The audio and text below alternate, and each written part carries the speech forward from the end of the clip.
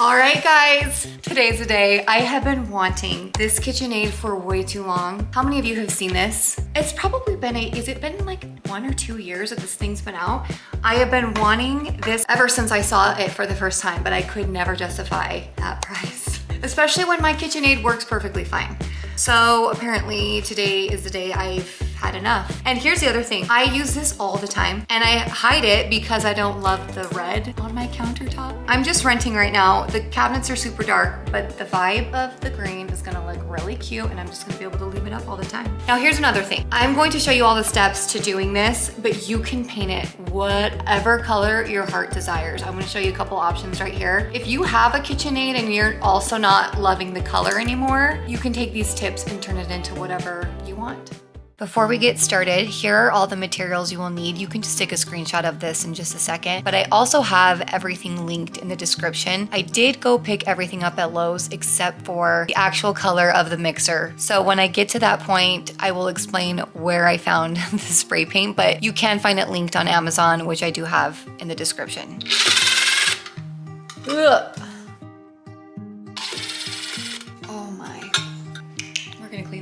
All right, so the first step is probably not a surprise. We're just gonna clean our mixer. And I'm using some Dawn soap and a scrubber brush to really get any of the buildup that's left on my machine. I'm pretty good at wiping this down, but I have not given this thing a deep clean. You can probably tell.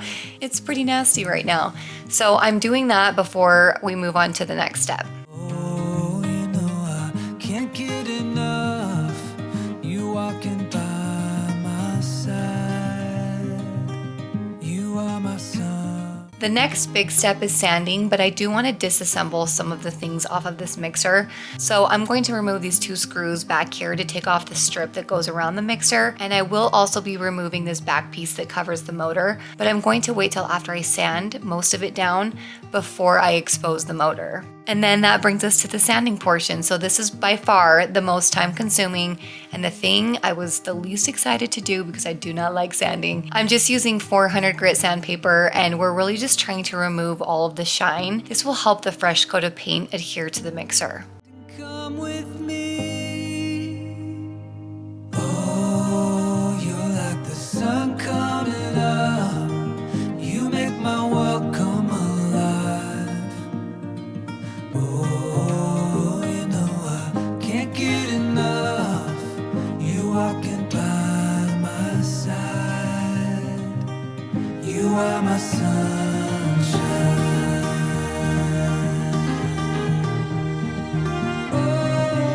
I think the key here is you need to get into every nook and cranny. You don't want to be missing any nooks or any crannies. Anywhere you see some shine, just get it in there. Shine be gone.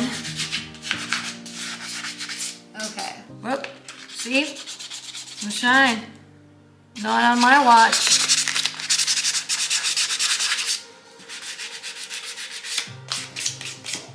I'm cringing this whole time. I hate sanding more than I hate pretty much anything. These things are heavy.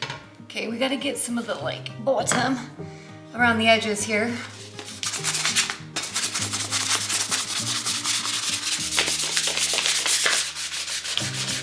Do you need anything more?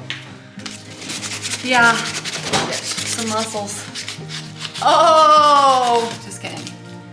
I do, but we're doing with mine. Fine. Once you're done sanding, you'll want to wipe it down really good to make sure there are no colored dust particles left on the surface. Now that the sanding is done, I'm going to remove the motor cover so we can spray that really well, but also cover the motor since the back of the cover had a vent in it. You'll want this completely covered with plastic. So I'm just grabbing a grocery bag and I'm wrapping the cord in the bag and then I'm going to just tape this to the back. Just make sure you really cover this. Tape it really good because this is probably the most important thing that you don't want to be spraying. Next, you'll just want to tape off all the knobs and any other area that you don't want paint on. Look into each other's eyes. Tired snowflakes are coming down. Collapse into water when they hit the ground. I hear the sound of empty streets.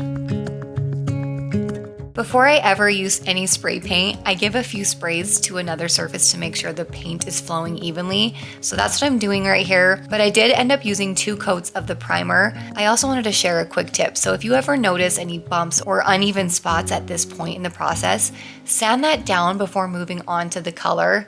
And even if you notice them after you've applied the color, if you're noticing any imperfections with your paint, you can always buff that away and then apply another coat.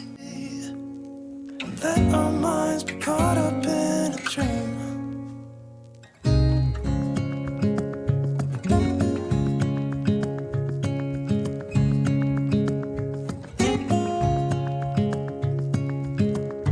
Quiet voices in the night.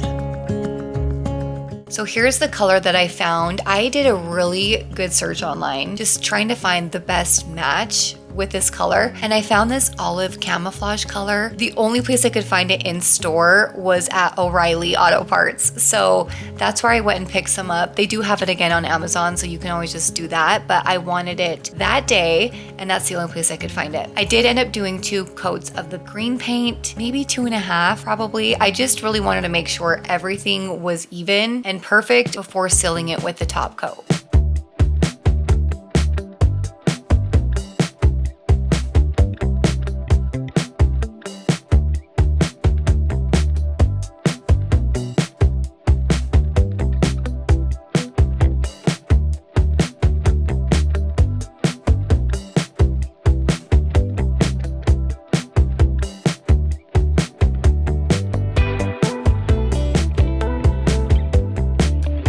And then for the final top coat, I did 3 to 4 coats of this. I really wanted to make sure this is sealed and that it's safe to wipe down from messes. It's actually crazy how this feels. It is so smooth. You would never believe this wasn't the original color and that it's been spray painted. So if you follow these steps, I know you'll be so happy with how yours turns out.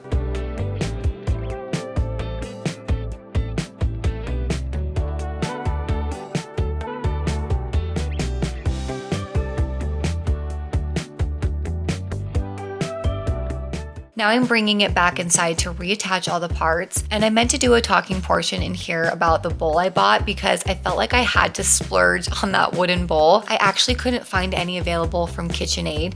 It looks like you can only get it with the mixer. Maybe I'm wrong, but I couldn't find them anywhere online. I did find them on eBay for $250, which I thought was crazy. But I did find this one on Amazon for half that price. So that is also linked in the description, and I am just so happy with how this turned out. I'm obsessed. I'm obsessed. My mixer is staying right here in the corner and I am never moving it. It is hard to believe that this thing was red this morning. Honestly, it's crazy what a little paint can do. Anyway, that's all for today's video. Thank you guys so much for watching. I really appreciate each and every one of you who are subscribed and watch any of my videos. I know they're so random. You never really know what you're gonna get over here, but I really am so grateful for you guys. And if you're new here, I'd love for you to join and hit that subscribe button.